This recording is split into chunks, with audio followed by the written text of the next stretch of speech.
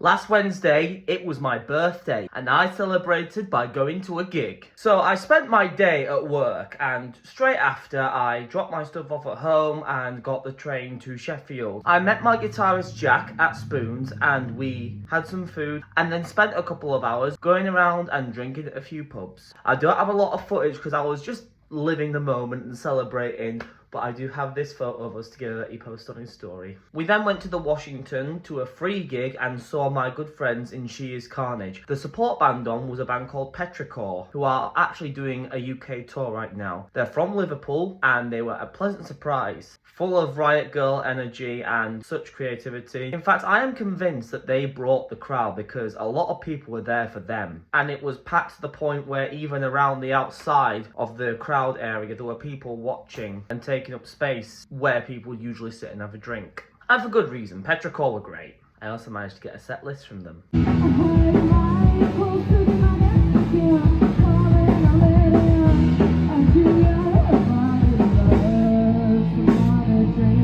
Next up was She Is Carnage. Now, She Is Carnage's singer, Ray, I have been friends with for a few years. I actually met her at a Cassette gig a few years ago at the Leadmill.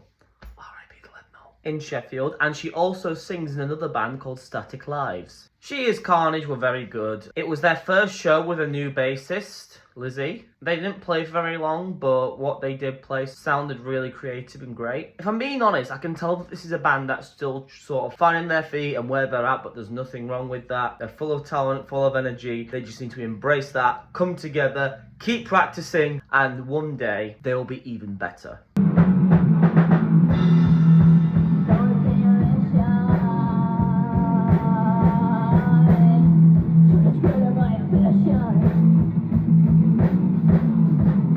So afterwards I went to the kebab shop and missed the last train, so I got an Uber home. A very expensive £35 Uber.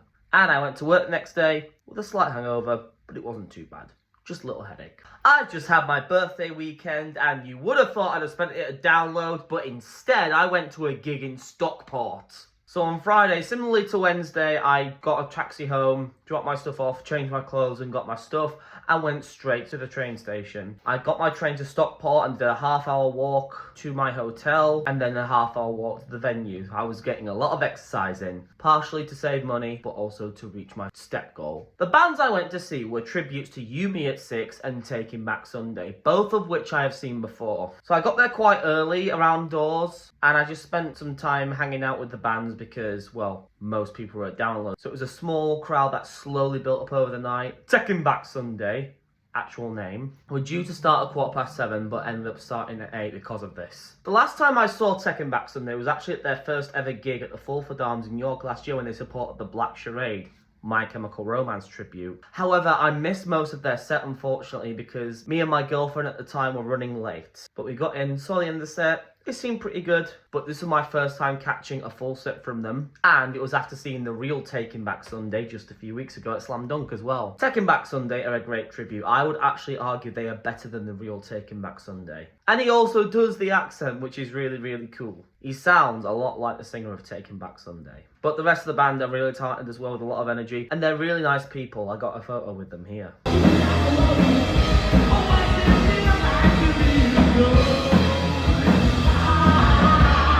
So after that, I realised, oh, I'm hungry and I've not had any tea. So I used the time between sets to walk to Asda and get a meal deal. And by the time I came back, YouMeAtSix were ready to go. The last time I saw YouMeAtSix in Doncaster, they actually really gave off Final Nights of Six vibe, but they experimented with something different here. This was very much Truth Decay tour vibes because they were dressed in the white shirts and the black jackets, and they opened with deep cuts. Their first time playing this song live. It was just so refreshing and so great to see that they were willing to try out and experiment with different eras of the band that they were representing. It's not that season, it's weekend, I like the giant feeling. Caesar, the bar, and so these are thinking happens. Two chickens, sequence, dancing extremists, Other than that, most of the setlist was the same as Doncaster, but they threw in Crash in there as well at my own request. And, as a surprise, they actually got me up to sing Ralph Reynolds' part in No Future. Yeah, right.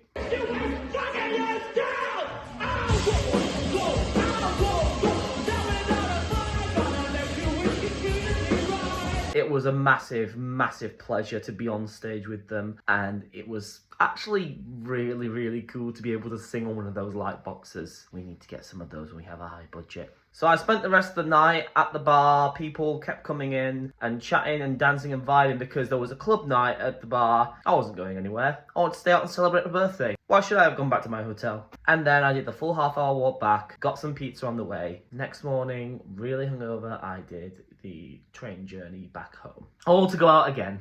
Last Friday, my band played our first ever headline gig of the year, and this is how it went. So last Friday, I was at work pretty much all day, so I went straight from there to home in a taxi, dropped my stuff off, and got my things together for the gig. Loading was at 6 p.m, so I had to be in Sheffield before then. I got to the venue on time, loaded in. The first support band Straith were already there, so got chatting to them. Made their acquaintance as we'd never met them before, and hung about until they were ready to sound check us. Did our sound check, set up our merch stall, and in that time, Burning Bouquet, the second support band, arrived. Rachel and Jamie, husband and wife, both the singer and guitarist, are great people. I also saw my friend Leo for the first time in a long time. He's a massive, massive advocate for small bands and supporting bands. Goes to see a lot of small bands and supports his local scene very much. Does go to see some bigger bands, but he's usually at smaller gigs. Throughout the night, I was having conversations with family and friends who turned up, as well as the other bands.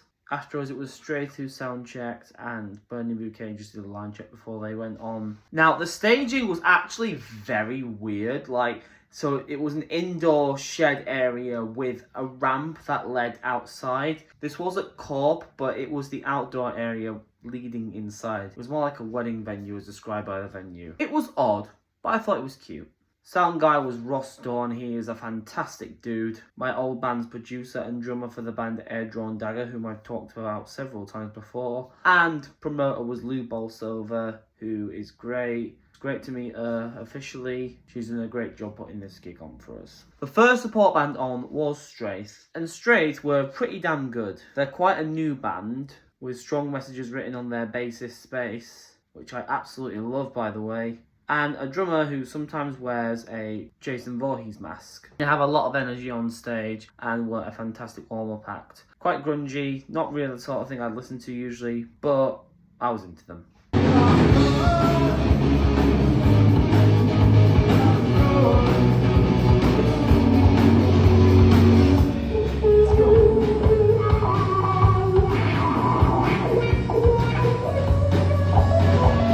And Straith also got a mosh pit going to Under the Sea. Second support band was Burning Bouquet. I'd known Burning Bouquet for about a year. I caught them in January 2025 supporting Pearl Heart, Sidney and Matilda alongside my friend Mango and Euphoria. Now on the day of this show, Burning Bouquet released their debut EP The Rain, which includes 4 great tracks. They're like alternative rock, I want to say. They have some tracks that are really upbeat and influenced by like heavier rock and punk, and then some tracks which are slower and more introspective. They have a nice mix of the two, but they got the crowd going nice and warmed up, and of course I started another mosh pit at the end.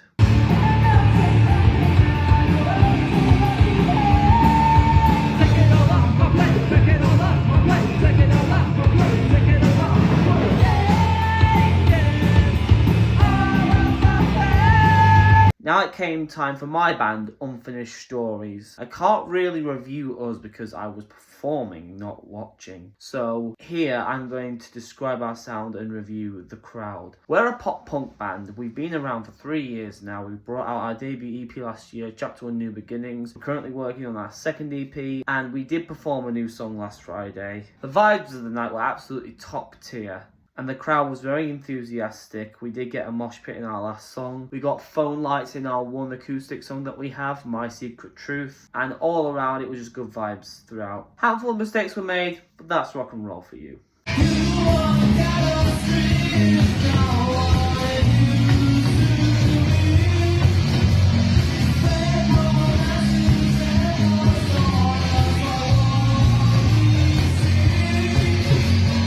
Saturday, I went to help my mates celebrate the release of their debut EP.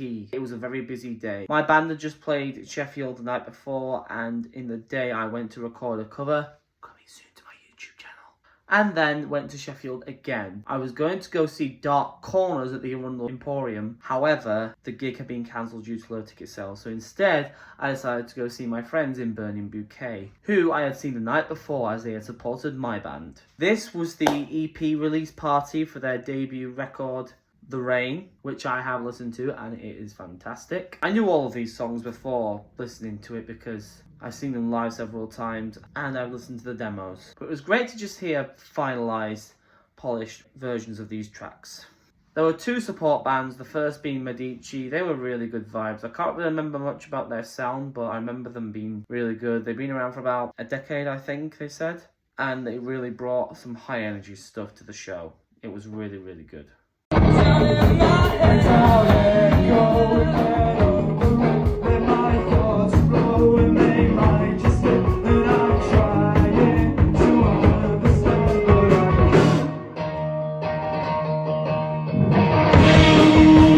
Afterwards, I also got chatting with them, and they are really nice people. In fact, me and the singer tried starting a mosh pit at one point.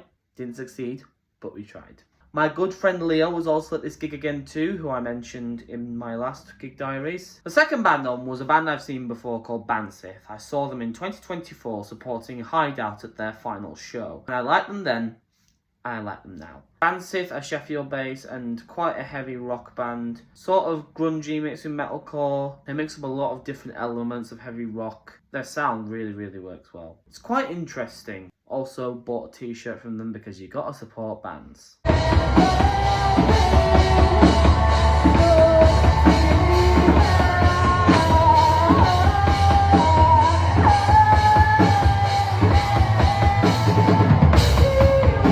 So the headlining band was obviously Birmingham Bouquet, who, if you've not seen my last gig diaries, supported my band Unfinished Stories literally the night before this show. It was a great set. They absolutely killed it. It was really good to hear some more songs, as obviously they played for longer than they did with us. And I also tried starting a mosh pit, but unfortunately failed to start. But Birmingham Bouquet played such a good show, and it was just really nice to see them.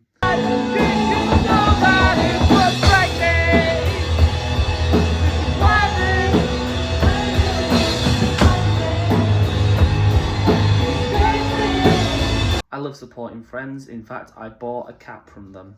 Yes, I went to see old school boy band TakeThat at the Etihad Stadium in Manchester at an actual circus. As per with the previous two gig diaries, I had such a busy day beforehand. I got to Manchester early to go see Toy Story 5 with my friend. It's really, really good, by the way. And we went out for some dinner afterwards. It was a really nice start to the day. After we parted ways, I made my way to the Etihad Stadium on the tram. I've been to this stadium a few times before. I have seen bands like Muse. The first band I saw here was Foo Fighters in 2018. In fact, that was my first ever stadium gig. And I've seen Coldplay here too before. So I knew my way around. I knew how to get in. This was the first time I'd had a drink from the stadium, and it honestly didn't cost much more than a drink at an arena gig. But I try not to make a habit of spending £8 on beer. Ugh. It was a very easy way of getting in. I was stood at the front. There were two support bands on, the first being Belinda Carlisle, who has had a very prolific career, but I honestly know her only for that one song, Heaven is a Place on Earth. But it was nice to see her. She brought some really good vibes for the half an hour that she was on. I enjoyed her set, the crowd vibed with it, very entertaining. It was nice to have some 80s pop to start the night.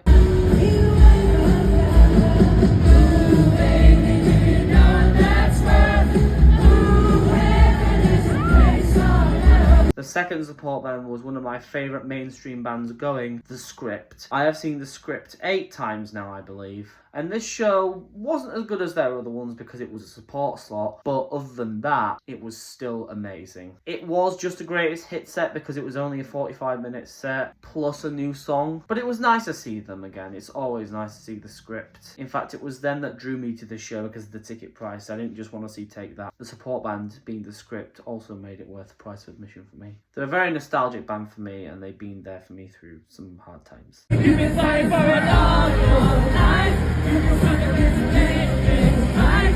So sweep it in the fly.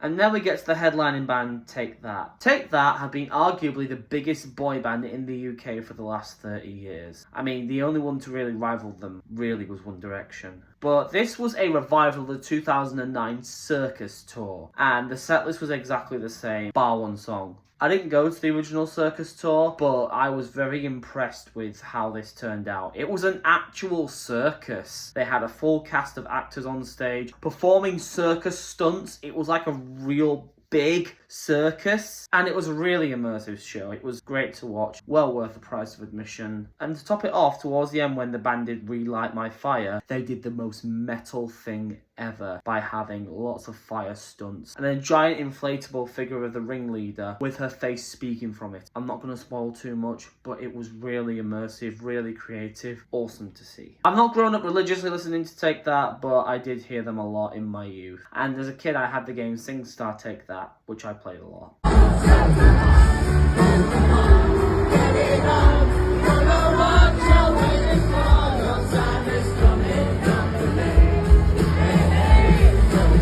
I did unfortunately have to leave during the last song to make my last train home, but I still got to watch the majority of it. I managed to avoid traffic, get the tram to the city centre and get home safe, in time for work the next day. A week ago, I went to Halifax to see McFly and Twin Atlantic, two of my favourite bands. It was Wednesday, so it was a work day for me. I finished at 3:30, and it was El Scorchio weather. I got the Uber straight back to my house, dropped my work stuff off, changed my clothes, and then got straight off to the train station. I honestly don't know how I survived the journey to Halifax in this weather, especially considering I'd been at work for a full day. Nonetheless, I made the journey, got to the venue just after doors, about 6:10 or so, got a pint and got a good spot. I was sun creamed up, I had my portable fan with me, I was all ready for the hot weather. It was a 3-band bill, and the first was one I'd never heard of before called Remember Monday. They were a 3-piece girl band, and they actually called me out in the crowd. When they were asking if anyone had heard of them before, they asked, who's wondering who the f*** we are? So I just raised my hand because I was like,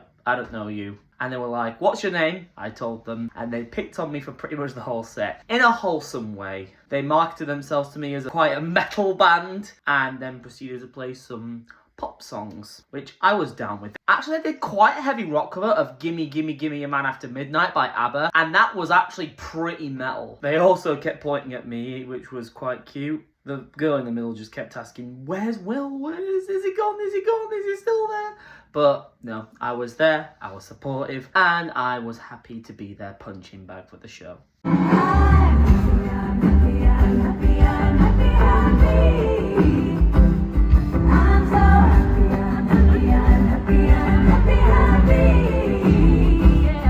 Now, interestingly enough, the next band that came on was Twin Atlantic, and there was a bit of an incident that occurred during this set, but first, I want to talk about the set itself. Twin Atlantic I have seen more times than the band that headlined this show. They were part of the reason why I came. I love this band. They're quite heavy indie rock. They're not lad indie rock, they're heavier, but they're a lot of fun. They're also Scottish, and Sam sings in his Scottish accent. It's quite thick and audible. It's really cool. All this time, I've been a chaser, trying to win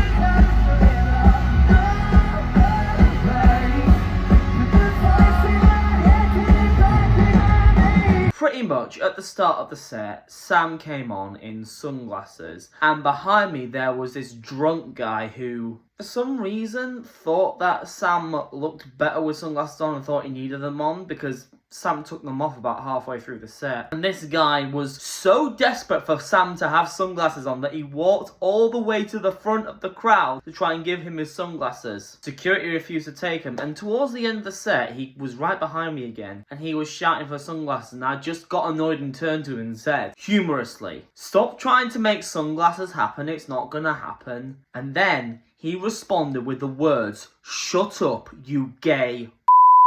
Nice to know that there's still homophobic abuse. Anyway, nothing really happened after that. But thanks to Remember Monday's call out, my name was known amongst the circles of people started talking to me, which was great because I was there on my own. Then we came to McFly's set. Now McFly I have seen twice before. This is my third McFly show, but it's my first full McFly headline show. The first time I saw them was when they played Slam Dunk Festival in 2021 as a secret band. Second time seeing them was on tour with Busted last year for Busted versus McFly. And while both those shows were very entertaining, I was really glad to finally get to a full headline set from them. And they knocked it out of the park. I did say at Busted versus McFly that I thought McFly won because they were a better live band. They put on more of a show. No disrespect to Busted. And that theory stands true here. They were so entertaining. They put on a hell of a show. And you can tell they just love what they do. It was so nice to watch. Some great banter between the members. And it was just a really wholesome vibe. It was a great night.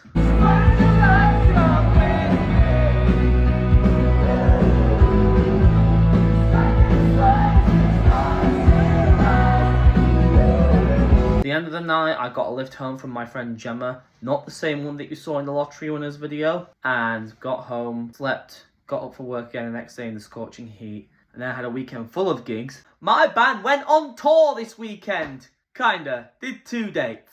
Last Friday, not this Friday, my band played a gig in Leeds at Santiago supporting our friend Matthew Pierce for the launch show of his new single, Revival. Matthew has been a really good friend of ours for a long time. We played our first ever show supporting him in January 2024 at the Dive Bar at Parish in Huddersfield. RIP, Parish is still around, but the Dive Bar isn't. Big Condo Records are the label that Matt is signed to, and they're the one that put us onto this show, so shout out to them. So much like the McFly show, I had to get an Uber home and drop my stuff off and then get my stuff together to go to Leeds. I was a little bit late because loading was at 5:10 and I didn't get there until about 20 past or 5:30. Again, it was scorching temperatures and I had been at work the whole day. Nevertheless, I made it to the show. We had to wait a bit to sound check because we were waiting on Matt and his band to get there with their equipment, but we were the first full band on and we did get a sound check. The first artist on was an acoustic artist called Ryan Swift, which was quite wholesome folk acoustic music. He really puts a lot of effort into what he does and he's really passionate about what he does, and he sang songs about really wholesome topics like his dad and his son. And he's a really nice guy as well. Recommend checking out his music if you're into that kind of thing.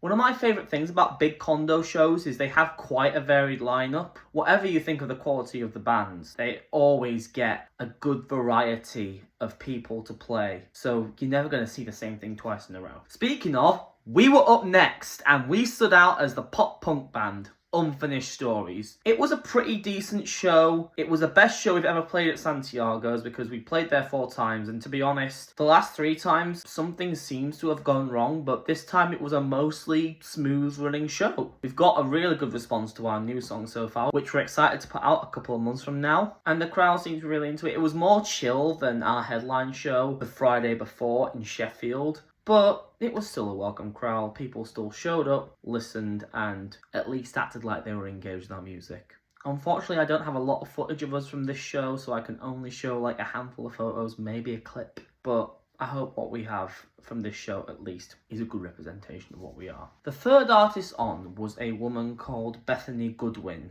Bethany Goodwin was another acoustic artist, and her friend slash partner, I've forgotten the guy's name, played guitar. It was different to Ryan Swift. It was a little bit more upbeat, and there was more emotional weight to her songs. It was a really enjoyable set, very, very different.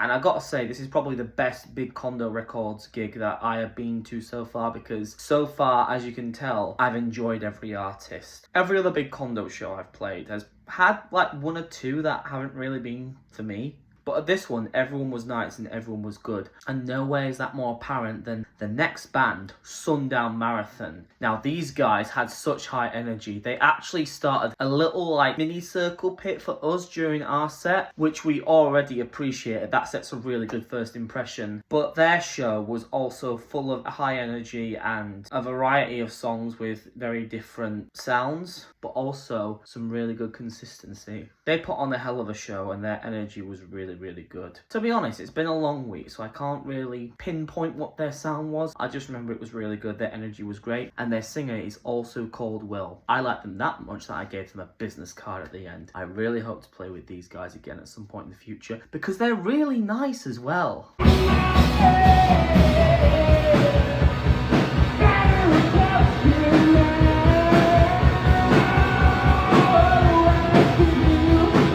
And then, of course, we get to the headliner, Matthew Pearce, and his band. Matthew's always written some really good songs. In fact, that first show that we played with him at, I was also on bass for that, for his band at the time. And some of those songs were really fun to play. He's got such variety, from really melancholic, slow tunes to more upbeat, still thematically depressing, but also quite exciting songs. Matt sometimes takes the 21 Pilots route of making upbeat songs with depressing lyrics, but he also is capable of making really melancholic songs with equally melancholic lyrics that really capture the mood of the song. Shout out to Matt, he's great, he's really committed to music, and someone that you should really keep an eye on, especially now that he's signed to Big Condo Records officially. He's going to be going places.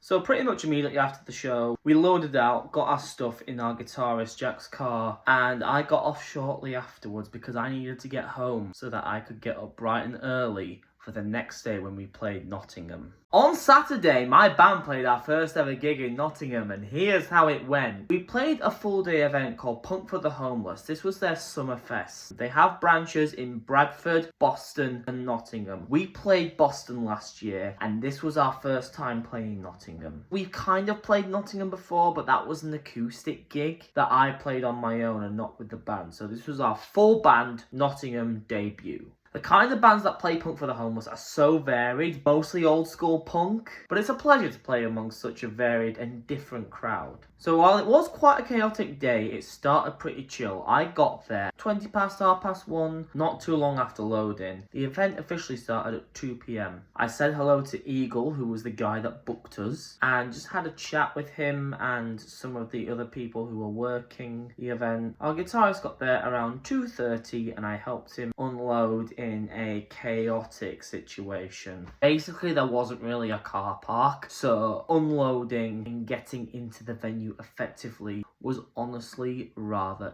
difficult. But I helped him get the gear in and we were all set. It was like a tiny upstairs room in a pub, so it wasn't the most glamorous of places, but the fact that they're willing to host this place and the fact that it was a very queer-friendly venue is what made it so special for us. If I'm being completely honest, I missed the first few acts that were on, as I had to go to my hotel and check in and then come back. Unfortunately, my hotel was really out of the way, so I had to spend a fair bit of money on Ubers, which I rather wouldn't have spent, to be honest. I won't be going into great detail about a lot of the bands here, as it was such a chaotic day with so much happening that I can't really remember a lot of them, but I do remember the bands that I did see being really, really good. So I'm just going to compile all the clips I got together here and let you make your own judgment. We can live happy in denial. It's alright, thanks to this with us.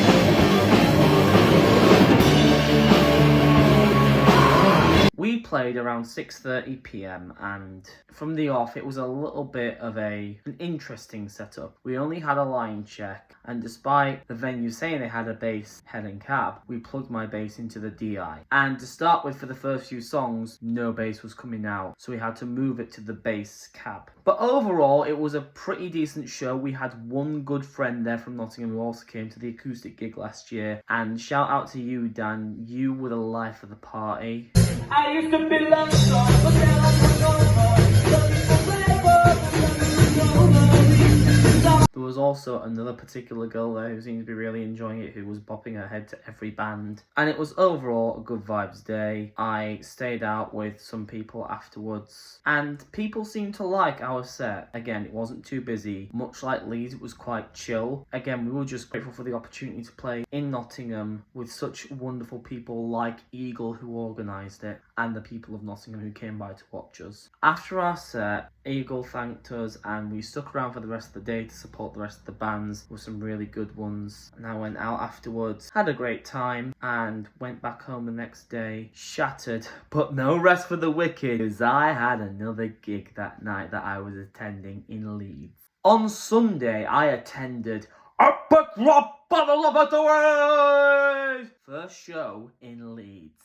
To start with, I actually have a little bit to talk about for the day beforehand. So Epic Rap Battles of History were a YouTube channel I watched a lot of in my teenage years, and another YouTuber I watched a lot of was The Unusual Suspect, who you may know for his Sung by the Movies edits, as well as his Power Ranger opening edits mashed with other franchises. I knew him predominantly for his Nostalgia Critic style movie reviews from back in the day, and I spent a lot of my teenage years watching those and looking up to him as well. Anyway, he edits for Epic Rap Battles, and he was doing a fan meetup in Leeds beforehand, so I went to meet him, watch the Formula 1 with him, which I'm not slightly interested in at all, to be honest. But it was really cool to sit and chat with him, and it was just me, him, and another fan. So it was really cool to spend a couple of hours with him. He was really nice. Bought me a drink, was really good to his fans basically. After killing some time and hanging about with some friends, I went to the music venue at about 6 o'clock, about an hour before doors, and hung out with The Unusual Suspect again. And again, we just sat and chatted and had a few drinks. This time it was just me.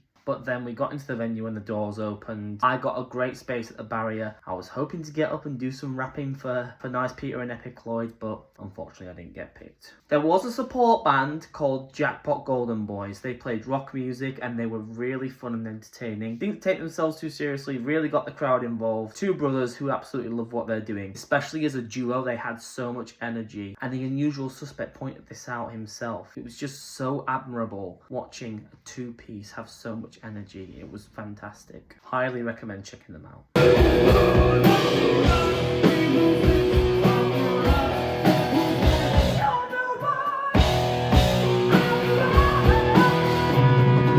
So afterwards we had Nice Peter and Epic Lloyd come on to do some epic rap battles, and what a show it was. There were so many costume changes. The selection of battles was really varied, especially compared to like set lists I've seen from older tours. There are a handful of battles I was hoping to see that unfortunately I didn't get to see, like Albert Einstein versus Stephen Hawking, Cleopatra versus Marilyn Monroe I would have loved to see. But alas, there's over 90 epic rap battles now, so they can only make a set list of 30 from certain ones. They got to really pick and choose. But it was a really entertaining show. Fans got on stage and did some bits of rapping as well, which was really fun to see. And it was great of them to get the fans up to do bits of rapping. Honestly, just an amazing show. Even went back in time and sent you back into freedom. Cause look at you, you're not even a real person. I prefer to his Facebook, the ignorant. You can't run against the dog side, the whole way of God.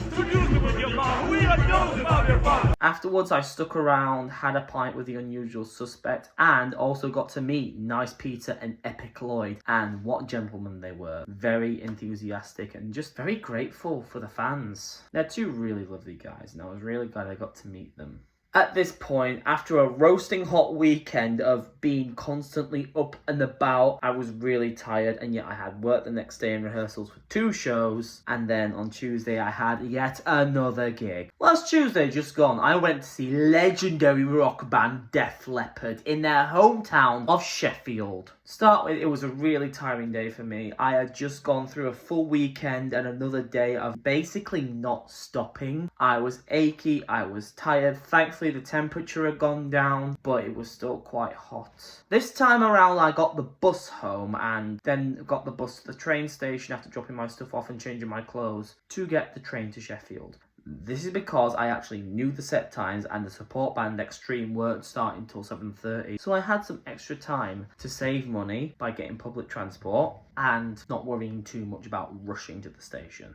I got to the arena about 10 to 7 and jumped in the queue and got in, got everything. Met up with my friend Gemma, who gave me a lift home after McFly. And as we were waiting in the queue for the bar for water, Extreme started and we missed the start of their set basically. We could hear it, but we couldn't see it. Extreme I have seen before. I saw them last year at the Piece Hall in Halifax, mainly because Television was supporting. And again, this was basically a condensed version of that show, like down to the set list. But they were very entertaining. Big rock stars doing what they do best, shredding, and just a really entertaining rock band from the 90s. Before going to their show at the Piece Hall last year, I didn't really know much about them other than the fact that their singer Gary Cherone was a singer on the Van Halen 3 era of Van Halen. And after seeing Extreme, I can tell you that Van Halen 3 wasn't his fault. He has a really good voice, and when he's singing songs with Extreme, he sounds amazing. But Nina is also a hell of a guitarist, shredding his way from song to song, solo to solo. It was truly inspiring to see and listen to.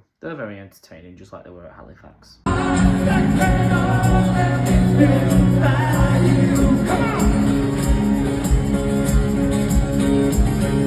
Then Def Leppard came on, and this was actually my first time seeing Def Leppard. Gotta be honest, I'm only really a casual fan, and I only really know the big hits. But after seeing Rock of Ages last year, I really got into the soundtrack, and I thought, I'd like to see some of these bands that are represented in this musical. And with Def Leppard being such a prominent one, this was a big tick off the bucket list. They were really entertaining. I got to see them in their hometown, and for a bunch of guys who have been around doing this for over 40 years, they still have a lot of energy in them. Their drummer is literally a one-handed drummer, and he can drum like nothing else. It's insane the amount of talent and energy they have, especially for their age. They were more entertaining than some younger bands on the circuit. They moved around, they even got Nina up to shred for them a little bit, and the set list was really varied. It was really, really good. Honestly, there's not a lot to say. Just watch it for yourself.